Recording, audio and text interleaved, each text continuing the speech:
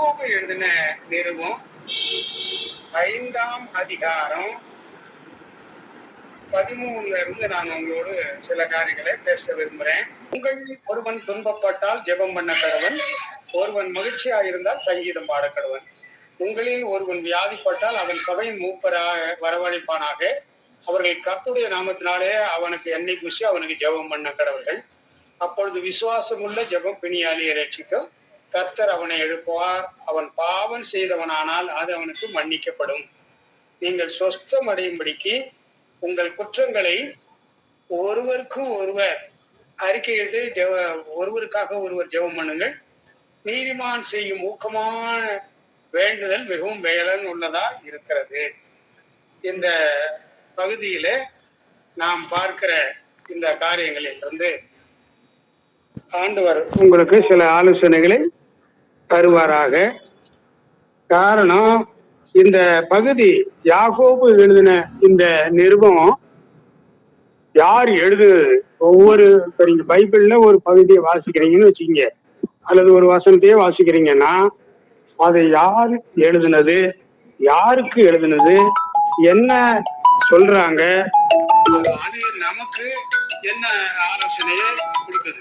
இந்த ஒவ்வொரு வசனத்தை நீங்க படிக்கும் போதும் இந்த கேள்வியை நீங்க கேட்டுக்கணும். இது யாருக்கு, யார் எழுதுனாங்க, அத நமக்கு என்ன அவங்க சொல்றாங்க. இது இந்த யாக்கோபு யார் அப்படின்னு சொன்னீங்கன்னா, ஆண்டவராகிய இயேசு கிறிஸ்துனுடைய கூட பிறந்த சகோதரன். இவர் ஆண்டவராகிய இயேசு கிறிஸ்து இறந்த பிறகுதான் ஊழியத்துக்கே வர்றாரு. அது வரைக்கும் இவங்க ஆண்டவராகிய இயேசு கிறிஸ்துவ சீசர்கள் பின்பற்ற மாதிரி பின்பற்றவில்லை. ஒரு குறிப்பிட்ட காலத்துக்கு பிறகுதான் அவர்களுக்கு ஆண்டவரை தேடணுங்கிற எண்ணம் வருது. அப்போ இந்த இடத்துல அவர் சொல்லுகிற விஷயங்கள்லாம் ஆண்டவராகிய இயேசு கிறிஸ்து கூடவே இருந்ததுனால அவர்களிடத்திலிருந்து நிறைய காரியங்களை கத்துக்கிட்டு அந்த காரியங்களை நமக்கு கத்துக் கொடுக்குறாங்க. இதுல ஜெபத்தை பற்றி நான் உங்களோடு பேசுறேன். குறிப்பா 3 ஜெபம், 3 வகையான ஜெபத்தை பற்றி நான் உங்களோடு பேசுறேன். முதலாவது ஜெபம் 15ஆம் வசனம். அப்பொழுது விசுவாசம் உள்ள ஜெபம் பிணியாளியை ரட்சிக்கும். முதலாவது நாம ஜெபம் பண்றோம்னா, ஜெபம்னா என்ன அப்படிங்கிறது முதல்ல தெரிஞ்சுக்கணும். ஜெபம்னா எல்லாரும் என்ன நினைச்சிட்டு இருக்கோம், ஆண்டவர்கிட்ட நாம என்னென்ன வேணுமோ அதை கேட்கறது தான் ஜெபம் அப்படின்னு நினைச்சிட்டு இருக்கோம். அது தப்பு. நாம ஜெபம் அப்படிங்கிறது ஆண்டவர்கிட்ட பேசுறது, ஆண்டவர்கிட்ட பேசணும். அதைத்தான் அவர் விரும்புறாரு, அதை எதிர்பார்க்கிறாரு. இப்போ நீங்க டெய்லி உங்களுக்கு, இப்போ உங்க அப்பா அம்மாவோ உங்க பிள்ளைகளோ இல்ல யாராவது நீங்க உங்க வீட்டுக்காரரு கணவரையோ மனைவியையோ தினமும் பேசலைன்னா உங்களுக்கு தூக்கம் வராது, உடனே கவலை வந்துடும். அவங்க எப்படி இருக்காங்களோ, என்ன செய்யறாங்களோ அப்படிங்கிற ஒரு கவலை வரும். ஏன் அப்படின்னா அவங்களோடு பேசணும், அவங்க எப்படி இருக்காங்கன்னு தெரிஞ்சுக்கணும் அப்படின்னு நினைக்கிறோம். அது மாதிரி முதலாவது அவர்களுடைய சுகம் நல்லா இருக்காங்களா. இப்போ ஒருத்தரை பார்த்த உடனே நம்ம முதல்ல கேட்கறது நல்லா இருக்கீங்களா அப்படின்னு தான் கேட்கிறோம். அப்போ இதை கேட்ட உடனே அவங்களுக்கு ஒரு ஆறுதல் கிடைக்குது, ஒரு சமாதானம் கிடைக்குது. அது மாதிரி ஆண்டவரும் ஒவ்வொரு நாளும் நம்ம விசாரிக்கிறவர். அவர் உங்களை விசாரிக்கிறவர் ஆனபடியால் உங்கள் கவலைகளை எல்லாம் அவர் மீது வைத்து விடுங்கள் என்று வசனம் சொல்லுது.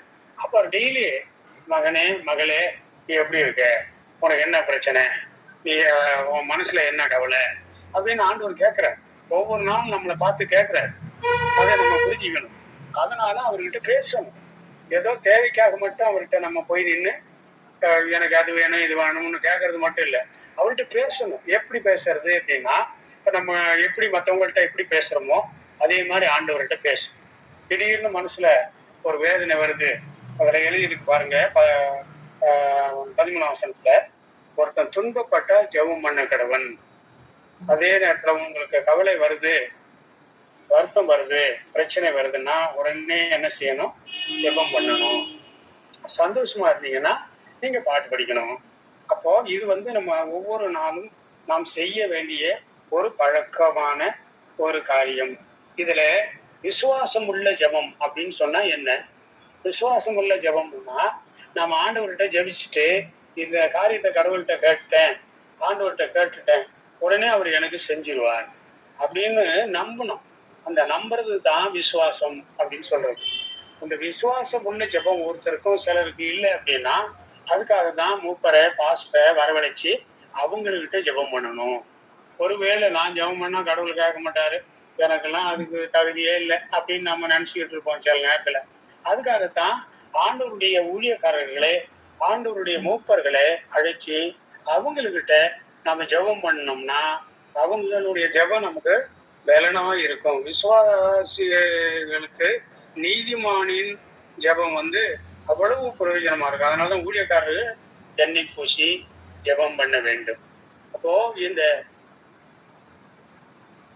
ஜெபம் பண்ணுகிற போது நாம தைரியமாக விசுவாசத்தோடு ஆண்டவரிடத்திலே ஜெபிக்க வேண்டும். விசுவாசம் உள்ள ஜெபம், நம்மளுடைய ஜெபம் விசுவாசம் உள்ள ஜெபம் இருக்கா அப்படின்னு. உதாரணத்துக்கு மழை வேணும் நமக்கு அப்படின்னு நினைச்சோம்னா அன்னைக்கு மழை பெய்யுமா?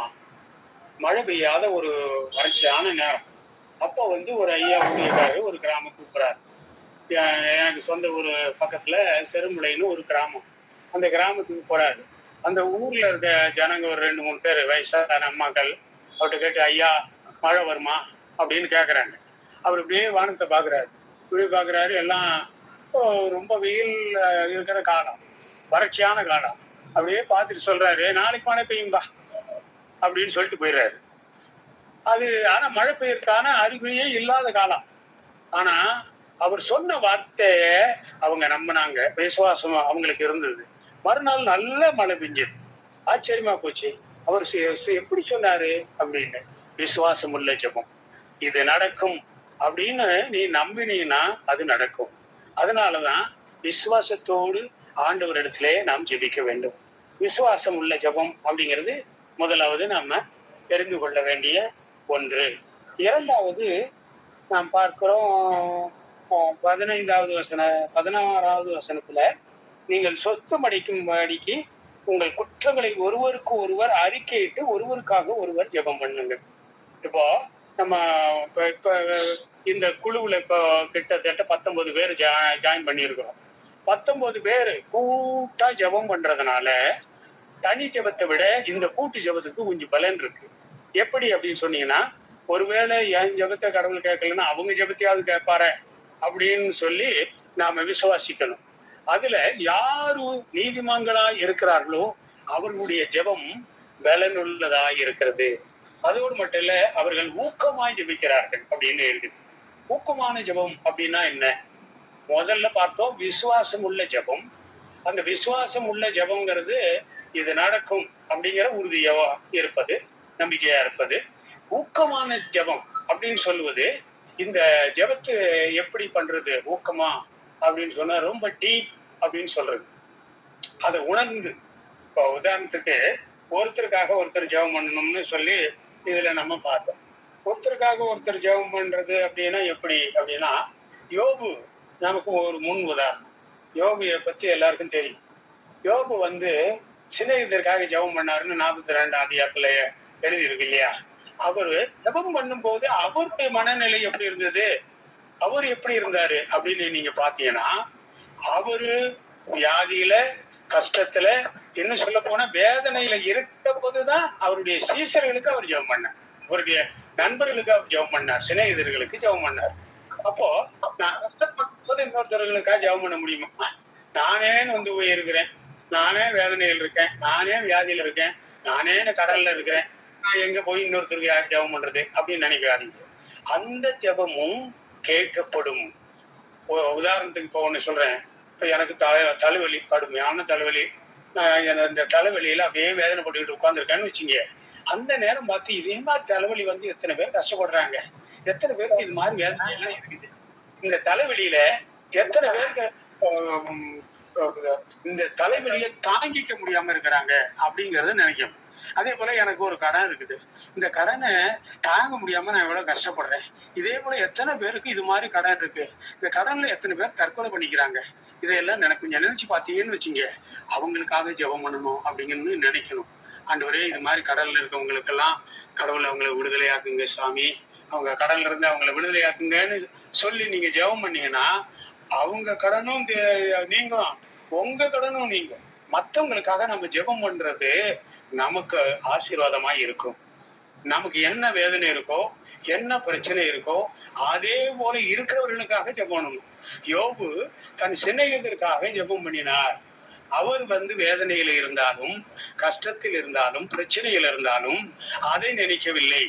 அவருடைய சிநேகிதருக்காக, அவங்களுடைய பாவத்துக்காக, அவங்க பேசுறது தவறா பேசி இருக்காங்களே, அவங்கள மன்னிங்க அப்படின்னு சொல்லி அவங்களுக்காக கடவுள்கிட்ட யோபு ஜெபம் பண்ணினார். அது போலத்தான் நாமும் மற்றவர்களுக்காக ஜெபம் பண்ணும்போது நமக்கு ஆண்டவர் விடுதலையும் ஆசீர்வாதத்தையும் கொடுப்பார். ஒருவருக்காக ஒருவர் அறிக்கையிட்டு ஒருவருக்காக ஒருவர் ஜெபம் பண்ணுங்கள். இப்போ ஒருத்தருக்கு ஒருத்தர் ஜெபம் பண்றது அவர்களுடைய விடுதலைக்காக. இப்போ ஆபிரகாம் ஜெபம் பண்ணினார். லோத்து வாழ்ந்த அந்த சோதோம் கொமோரா பட்டணத்தில் இருக்க மக்களை எல்லாம் நினைச்சு பாக்குற அந்த பட்டணம் ரொம்ப கொடிய பட்டணம். திடீர்னு தேவதூதன் சொல்றார், அந்த பட்டணத்துல அக்கிரமம் அதிகமாகி போச்சு, அந்த பட்டணத்தை அழிக்க போறேன் அப்படின்னு சொல்லும் போது உடனே ஆபிரகாம் நினைக்கிறாரு, அந்த பட்டணத்தை அழிக்க வேண்டாம். அந்த பட்டணத்துல அவருடைய உறவினர் அங்கே லோத்து இருக்கிறார், அவரை காப்பாற்றணும், அவர் குடும்பத்தை காப்பாற்றணும் அப்படின்னு நினைக்கிறார். அதனால ஆண்டவர்கிட்ட அவரு முறையிடுகிறார், அவர்கிட்ட பரிந்து பேசுறார். ஆண்டவரே, ஒரு 50 பேர் இருந்தா அந்த பட்டணத்தை அழிக்க மாட்டீங்களா? 40 பேர் இருந்தா அந்த பட்டணத்தை அழிக்க மாட்டீங்களா? இப்படியே கேட்டுக்கிட்டே இருக்கார். அவர் கடைசியா 10 பேர் இருந்தா நான் அழிக்க மாட்டேன்னு ஆண்டவர் உத்தரவாதம் கொடுக்குறாரு. ஆனா 10 பேர் கூட தேரல. அதனால அந்த பட்டணத்தை அழித்து விட்டார். ஆனா நம்முடைய ஜெபம் அந்த ஜனங்களை, இந்த நம்முடைய உறவினர்கள், நம்முடைய சொந்தக்காரவங்க ரட்சிக்கப்படாதவங்களா இருந்தாங்கன்னா அவங்க மனம் திரும்பணும், அவங்க வாழ்க்கையில இருக்கிற கஷ்டங்கள் எல்லாம் தீரணும். அவங்களுக்காக நம்ம பரிந்து பேசும்போது நிச்சயம் ஒருவருக்காக ஒருவர் ஜெபம் பண்ணுகிறது ஊக்கமான அந்த ஜெபம் கேட்கப்படும். அதனால நம்முடைய வாழ்க்கையிலே, நம்முடைய அனுபவத்தில், நம்முடைய உறவினர்களுக்காக மட்டுமல்ல, நம்ம சொந்தக்காரங்களுக்காக மட்டுமல்ல, நம்முடைய பக்கத்து வீட்டுல கூட நிறைய பேருக்கு பல கஷ்டத்துல வியாதியில் இருப்பாங்க, பிரச்சனைகள் இருப்பாங்க. அப்படிப்பட்டவங்களுக்காகவும் நாம் ஜெபிக்கிற போது கர்த்தர் அந்த ஜெபத்தை கேட்டு அவர்களுக்கு விடுதலை தருகிறார். காரணம் அது ஊக்கமான ஜெபம்.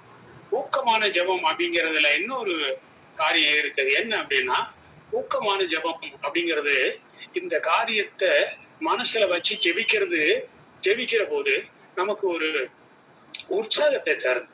காரணம் என்னன்னா, நீங்க ஆண்டவரை அறியாத ஒருத்தருக்கு சத்தியத்தை சொல்லி பாருங்க, அது போல ஒரு சந்தோஷத்தை உலகத்துல எதுவுமே கிடையாது. அந்த மாதிரி ஒரு மன மகிழ்ச்சி உங்களுக்கு உண்டாகும். அதே போல ஒருத்தருக்காக நீங்க ஒரு முடியாதவர்களுக்காக ஜெபம் பண்ணுங்க. உங்க தைரியம், அவங்களுக்கு உற்சாகம் அவங்கள இன்னும் தைரியப்படுத்தும், அவங்களையும் ஆறுதல்படுத்தும். இப்ப நீங்க முடியாத ஒருத்தரை போய் பார்த்தோம்னா, ஒருத்தரை பார்க்கும்போது பார்க்க வர்றவங்க எல்லாருமே உற்சாகப்படுத்துற மாதிரி பேச மாட்டாங்க. இதே மாதிரிதாங்க ஒருத்தருக்கு எங்க வீட்டுக்கு பக்கத்துல ஒருத்தருக்கு இருந்தது, அவங்க ஒரு 10 நாள்ல இறந்து போயிட்டாங்க இப்படின்னு கொஞ்சம் அவங்கள சோர்வடைகிற மாதிரி எதிரான காரியத்தையும் சில பேர் சொல்லுவாங்க. ஆனா தேவ பிள்ளைகள் அப்படி சொல்லக்கூடாது.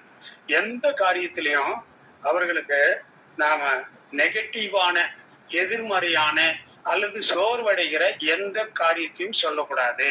ஒரு வியாதிப்பட்டிருந்தாலும் சரி, கடன் பட்டிருந்தாலும் சரி, கஷ்டப்பட்டிருந்தாலும் சரி, அவர்களுக்கு நாம் சொல்ல வேண்டியது அவர்களுக்கு பாசிட்டிவ் அப்படின்னு சொல்லுவாங்க. விசுவாசமான வார்த்தைகளை மட்டுமே அவர்களுக்கு சொல்ல வேண்டும்.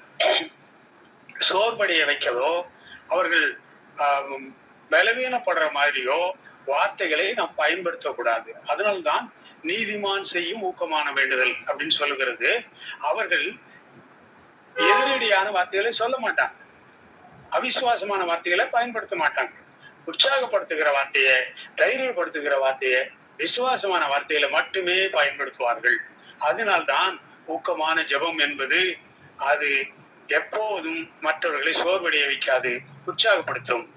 அதனால்தான் விசுவாசம் உள்ள ஜெபத்தோடு ஊக்கமான ஜெபமும் நாம் செய்ய வேண்டும்.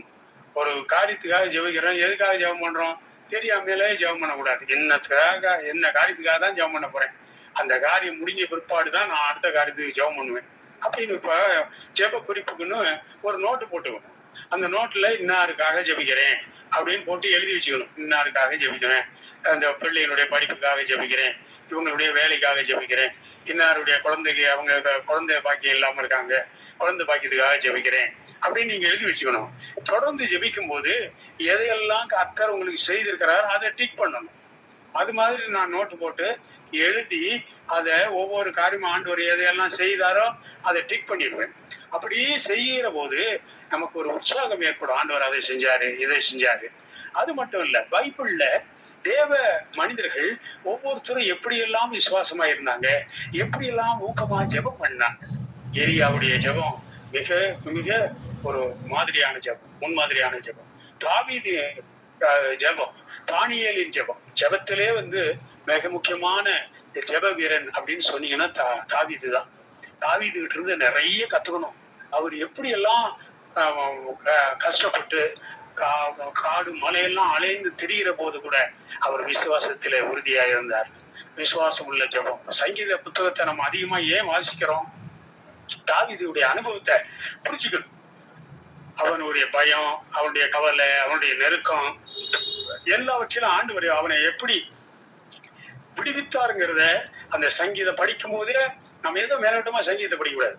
அந்த தாவீது அவன் அனுபவத்திலிருந்து எப்படி எல்லாம் சொல்லி இருக்கிறார் அப்படிங்கிறத பார்க்கணும். அதோடு அவர் உற்சாகமாய் ஆண்டவரை பாடியும் ஆண்டவரை மகிமைப்படுத்துறாரு.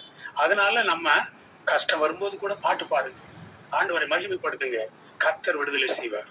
சில நேரங்கள்ல நான் சோர்வா இருக்கும்போது என்னுடைய பிள்ளைங்க சின்ன பிள்ளைகளா இருக்கும்போது அவங்க பாட்டு படிப்பாங்க.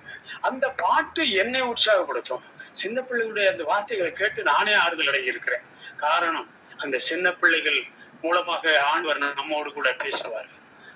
எனக்கு அருமையான தேவ பிள்ளைகளே, உங்கள் சோர்வின் நேரத்தில் எல்லாம் தேவன் உங்களுக்கு கொடுத்திருக்கிற வாக்குத்தத்த வசனங்களை அதை சொல்லி ஜெபியுங்க.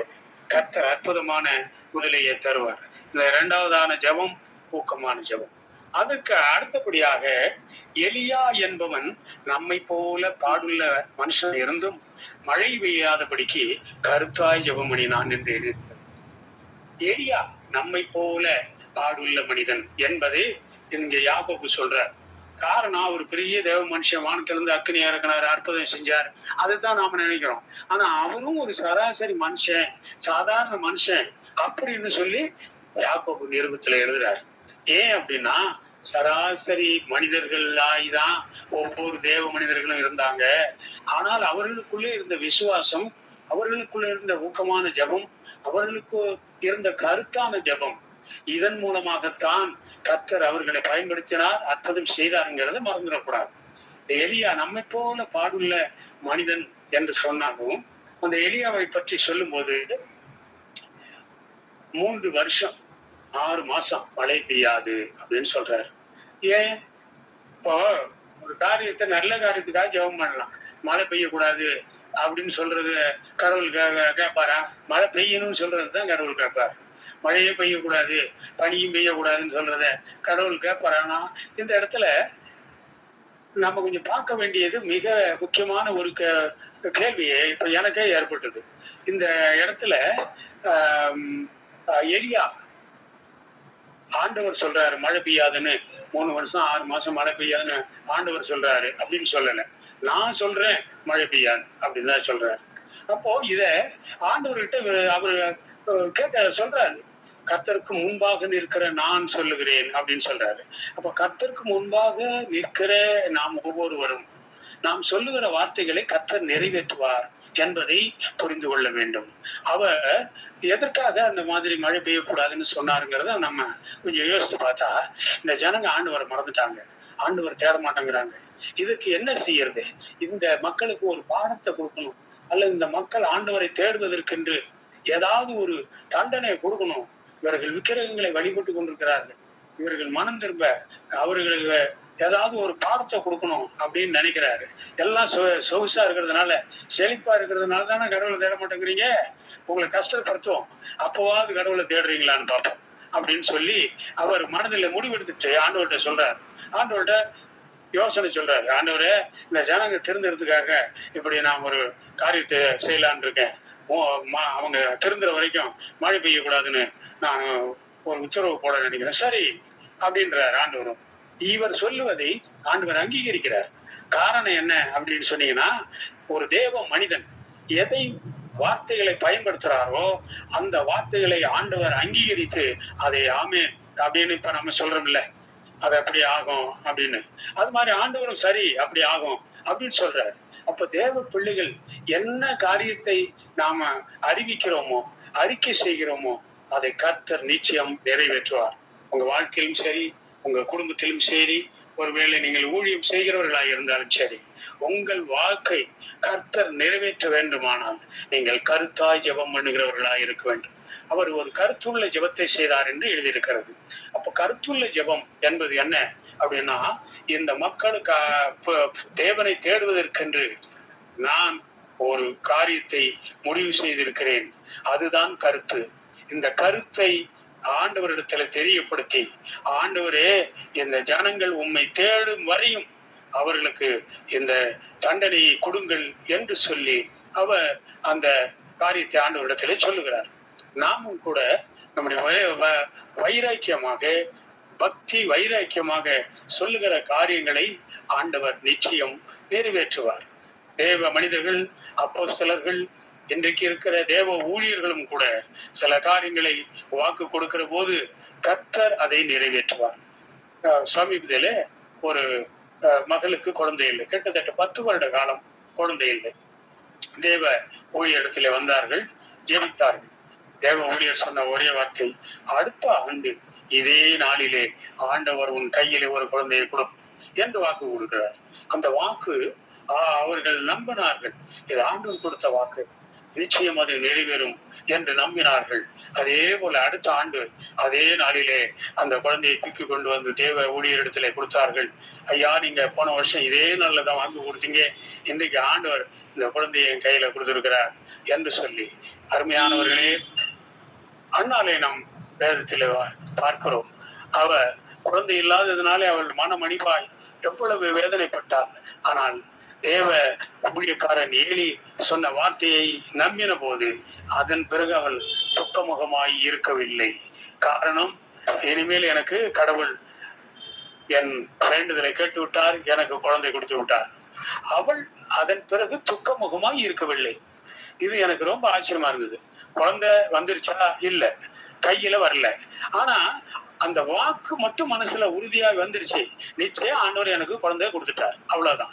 அதன் பிறகு அவளை கவலைப்படல, கண்ணீர் விடல, அதுக்காக ஜெபமும் பண்ணல. ஏன்னா ஓகே ஆயிடுச்சு, சேங்ஷன் ஆயிடுச்சு, அது இனி வந்து சேர்றதுதான் அப்படின்னு சொல்லி. ஒரு முறை உலகத்திலே மிக பெரிய சபையான தென்கொரியாவில் இருக்கிற பால் யாங்கி சோ என்ற ஒரு தேவ மனுஷன், அவர் வந்து ஆரம்பத்துல ஊழியத்தை செய்யும் போது அவருக்கு ஒரு நாற்காலி தேவைப்படுது, மர நாற்காலி, ஒரு டேபிள், ஒரு புல்பிட், இது 3 அவருக்கு தேவைப்படுது. ஒரு நாற்காலி, ஒரு டேபிள், ஒரு பீரோ, மர பீரோ, இது 3 அவருக்கு தேவைப்படுது. அவர் ஜெபம் பண்ணிட்டே இருக்காரு. பதிலே கிடைக்கல. ரொம்ப நாள் ஜெபம் பண்ணிட்டு, என்ன ஆண்டவரே, நான் ஜபிக்கிற எல்லாத்தையும் கேட்குறீங்க, இதை மட்டும் பதில் சொல்ல மாட்டேங்கிறீங்களே, எனக்கு சீக்கிரத்துல செய்யுங்கன்னு கேட்கிறாரு. அப்பதான் ஆண்டவர் அவரிடத்துல கேட்டாரு, சரிப்பா, நீ கேட்கறது சரி, என்ன மரத்துல உனக்கு வேணும், எவ்வளவு சைஸ்ல வேணும் உனக்கு அப்படின்னு சொல்லி நீ எனக்கு சொல்லலையே அப்படின்னு சொல்லி கேட்டிருக்காரு. அதன் பிறகுதான் அவருக்கு புரியுது, ஆண்டவரே, எனக்கு பர்மா தேக்கல வேணும், அது நாற்காலி எனக்கு இந்த சைஸ்ல இருக்கணும், டேபிள் வந்து இது இத்தனை அடி நீளம், இத்தனை அடி அகலம் இருக்கணும், இவ்வளவு உயரம் இருக்கணும், அதுல 2 டிராப் இருக்கணும், இப்படி எல்லாம் அவர்கிட்ட சொல்லியிருக்காரு. அது போல மர பீரோ எனக்கு இத்தனை அடி உயரத்துல இருக்கணும், இத்தனை அடி அகலத்துல இருக்கணும் அப்படின்னு சொல்லி ஆண்டவரிடத்துல அவர் கேட்டிருக்கிறாரு. இதை கேட்டு அடுத்த வாரம் அந்த சபையில இருந்த ஒரு குடும்பம் வெளிநாட்டுக்கு அவங்க டிரான்ஸ்ஃபர்ல வெளிநாட்டுக்கு போறாங்க. இப்ப போகும்போது சில பொருள்களை கொண்டு போயிடலாம், இந்த பெரிய பொருட்களை கொண்டு போக முடியாது. அப்ப என்ன செய்யலாம்னு யோசிச்சுட்டு அவங்க பாஸ்டருக்கு கொடுத்துட்டு போயிருவோமே அப்படின்னு நினைச்சிட்டு பாஸ்டர்கிட்ட, ஐயா, இது மாதிரி நாங்க இந்த நாற்காலி, இந்த டேபிள், இந்த பீரோவையும் உங்கள்கிட்ட கொடுத்துட்டு போயிடலான்னு வந்திருக்கிறோன்னு அதை கொண்டு வந்து கொடுக்குறாங்க. அப்ப அதை பார்த்த உடனே அவருக்கு ஆச்சரியம்.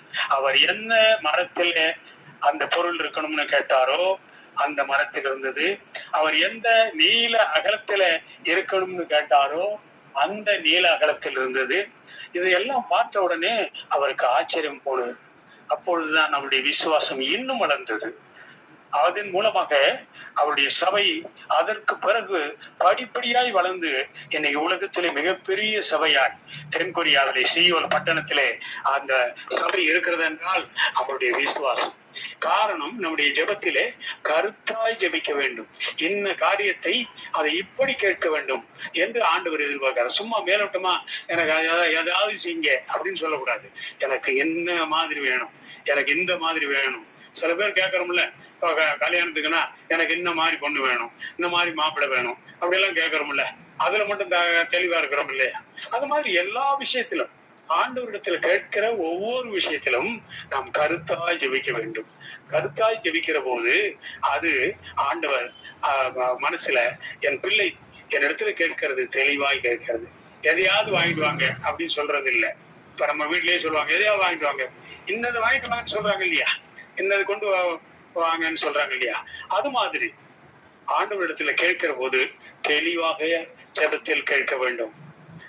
நம்ம மற்றவர்களை வீண் அனுப்புறாங்க இல்லையா, வீண் வார்த்தைகளை அனுப்புறது மாதிரி நீங்க ஜெபம் பண்ணாதீங்க அப்படின்னு ஆண்டவர் சொல்றாரு. நாம் ஜெபிக்கிற போது கருத்தாய் ஜெபிக்க வேண்டும். ஏலியா கருத்தாய் ஜெபித்தார். 3 வருடம் 6 மாதம் மழை பெய்யல. ஜனங்களுக்கெல்லாம் கொஞ்சம் புத்தி வருவதற்கு அவர் சவால் விடுகிறார். சவால் விட்ட உடனே அங்கே பாகாலின் தீர்க்கதரிசிகள், விக்கிரகங்களை வழிபட்ட தீர்க்கதரிசிகள் எல்லாரையும் அழைச்சி அங்கே ராஜாவின் முன்னாலே சவால் விட்டு வானத்திலிருந்து அக்கினியை இறக்கின உடனே ஜனங்கள் எல்லாரும் அதை பார்த்து ஆச்சரியப்பட்டு கர்த்தரே தேவன், கர்த்தரே தேவன் என்று அறிக்கை செய்ததை நாம் வேதத்தில் வாசிக்கிறோம். இதிலிருந்து என்ன தெரிகிறது? அதன் பிறகு ஜனங்கள் அத்தனை பேருமே கர்த்தர் தெய்வம் என்பதை அறிக்கை செய்து அவரை பின்பற்றுகிறார்கள். எனக்கு அருமையான தேவ பிள்ளைகளே, இந்த 3 ஜெபங்களும் நம்முடைய வாழ்க்கையில அனுபவமாய் இருக்க வேண்டும். மேலோட்டமாய் ஏதோ ஜெபிக்கிறோம் என்று நினைக்க வேண்டாம். இந்த அனுபவம் ஜெபத்தில் தனி ஜெபம் இருக்கிறது, குடும்ப ஜெபம் இருக்கிறது, சபையில் ஜெபிக்கிற ஜெபம் இருக்கிறது. எல்லா ஜெபங்களிலும் கூட நாம ஒவ்வொருத்தரும் விசுவாசத்தோடு ஜெபிக்கணும், துக்கத்தோடு ஜெபிக்கணும், கருத்தோடு ஜெபிக்கணும். உன்னுடைய வாழ்க்கையிலே கர்த்தர் பெரிய காரியங்களை செய்வார். கலந்து கொண்ட அனைவரையும் குடும்பத்தையும் கர்த்தர் ஆசீர்வதிப்பாராக. ஆமென். ஜெபம் செய்வோம். கிருபை இவருக்கு முன்னிருந்தே எங்கள் பரலோக பிதாவே, ஒரு பரிசுத்த நாமத்துக்கு நன்றி சொல்றோம். இந்த ஜெப கூடுகளை கலந்து கொண்ட அத்தனை பேரையும் கர்த்தர் பொறுப்படுத்திக் கொள்ளும். உடைய வார்த்தைகளை கேட்டிருக்கிறார்கள். கர்த்தர் அவர்களுக்கு விசுவாசத்தை கட்டளையிடும். அவர்களுடைய ஜெபங்களிலே விசுவாச உற்சாகத்தோடும் ஊக்கத்தோடும் விசுவாசத்தோடும் கருத்தாகவும் ஜெபித்து கர்த்தரிடத்திலிருந்து அற்புதங்களை ஆசீர்வாதங்களை பெற்றுக்கொள்ள உதவி செய்யும். தொடர்ந்து இந்த குழுவையும் இதுல கலந்து கொண்டிருக்கிற மக்களையும் ஆசீர்வதியும். இதில் ஆண்டவர் இயேசு கிறிஸ்து நாமத்தில் வேண்டிக் கொள்கிறோம் பிதாவே. ஆமென்.